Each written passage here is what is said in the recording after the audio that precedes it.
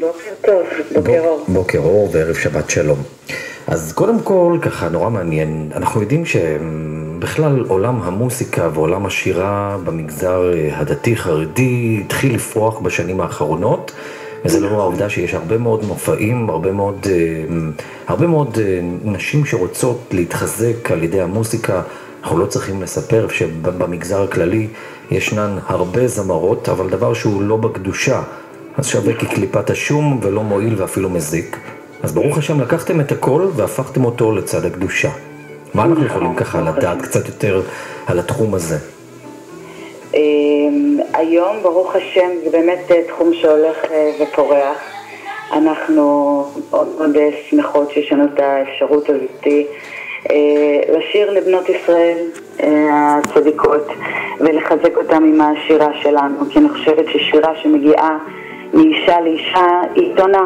אנחנו גם ברוך השם, אני אישית כותבת ומלחינה שירים של כל מיני סיטואציות שאני בעצמי עוברת בחיים, כל מיני שמחות, כל מיני קצת קשיים, לפעמים קצת טיפים דרך השירה לאישה, איך להתמודד עם מצבים מסוימים בחיים.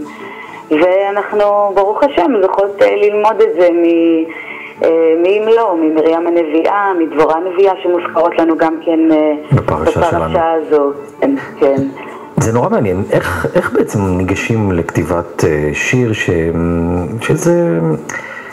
אני הזכרתי בהתחלה שבמגזר הכללי יש, אבל כשכותבים שיר מחפשים את הסיטואציה הנכונה שבאמת גם תשפיע ותיגע בצד השני שמאזין לאותו טקסט. איך בעצם כותבים טקסט שבהכרח יש לנו תחושה שבאמת ישפיע ויעבוד על הצד השני ואולי גם יחזק אותו? אני לא יודעת אם בעצם זה משהו, לפחות אצלי, שכרוך המון המון במחשבה, כפי שאיך אומרים, מרים נקראת נביאה ודבורה נקראת נביאה. אני חושבת שבאיזשהו מקום המילים ככה די יורדות משמיים באיזושהי נבואה מסוימת, על מנת באמת לחדור לליבה של כל אישה ואישה. ככה זה לפחות לי קורה. אני לא יודעת אם אני ממש יושבת וחושבת איך אני כותבת את הטקסט ואיך לגעת. בעצם לפעמים דברים שהם פשוט דברים שאני אישית עוברת, או שאני רואה אצל חברה, או משהו שאני אישית רוצה להגיד לבורא עולם ואישה אחרת מתחברת למילים, או איזשהו בעצם שיר שמכינים שהוא טקסט מתהילים שהוא פשוט גורם להם לשיר ולהלל את הקדוש ברוך הוא ולשבח אותו בצורה של שמחה, במנגינה שמחה או במנגינה שהיא מלאה ברגש.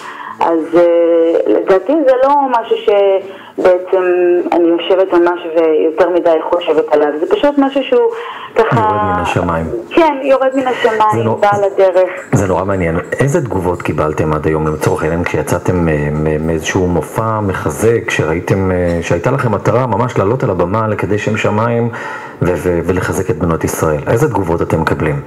וואו, תגובות מדהימות, מדהימות. כל פעם אני פשוט מקבלת כוח דווקא מקהל אנשים, כי זה לא פשוט, זה לא פשוט, יש פה איזשהו מצב של הקרבה עבור העניין הזה של לחזק אותם דרך השירה. אין ספור נשים פשוט באות ואומרות כמה השירה מחזקת, כמה השירה נכנסת להם ללב, כמה היא מעוררת אותם, כמה היא מקרבת אותם לבורא עולם, וגם כמה שמחה. לפעמים יש כל כך הרבה עצבות שקשה להתגבר עליה. אנחנו דור שהוא די עצוב לצערנו, והשמחה של השירה, של הריקודים, זה משהו שכל כך מרומם אותם נפשית ונותן להם פשוט כוח לחזור הביתה וכוחות מחודשים למצבים שאנחנו חיים בה, להתמודדות היומיומית, אם זה כוח ילדים, אם זה כוח לקריירה, אם זה כוח לכל מיני מצבים שאנחנו עוברים בחיים.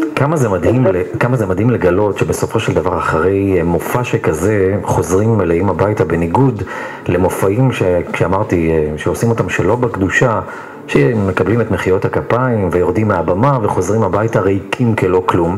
ואילו כאן עולים על הבמה, שרים, מקדשים שם שמיים, מחזקים את נשות ישראל, וחוזרים הביתה עם סיפוק מלא ועם רצון ליצור עוד ועוד. נכון, ובאמת בשירה שהיא בקדושה, ומי כמוני יודעת גם את הצד השני, כי ברוך השם זכיתי לחזור בתשובה שלמה, ואין ספק שזה מה שאני אומרת כל הזמן לנשים. דווקא אתמול מישהי שאלה אותי בהופעה שלי, היא אומרת לי, תגידי לי, את לא מרגישה שאת ויתרת על משהו? אמרתי לה, ברור שאז אני הרגשתי שזה איזשהו ויתור כשחזרתי בתשובה, אבל היום אני לא הייתי מחליפה את הסיפוק הזה, את האנרגיות האלה, את הכוחות האלה שאני מרגישה כשאני שרה מול קהל שהוא רק ולשמוע את התגובות, את השמחה שהיא ובצניעות. אין חלק גדולה מזו, אין ספר יותר גדול מזה, אין סיפוק יותר גדול מזה. וכששרים לבורא עולם, וכשנותנים משהו שהוא באמת יש בו מסר כל כך חשוב, ויש בו אהבת השם כל כך גדולה, אחדות עם ישראל כל כך גדולה, מבחינתי אין דבר יותר גדול מזה. בהחלט. יפה בהחלט. האומנית הזמרת ענבר תביב, תודה רבה לכם. שתזכו לקדש שם שמיים ולחזק את נשות ישראל. תודה. אמן, אמן, תודה רבה. כל טוב.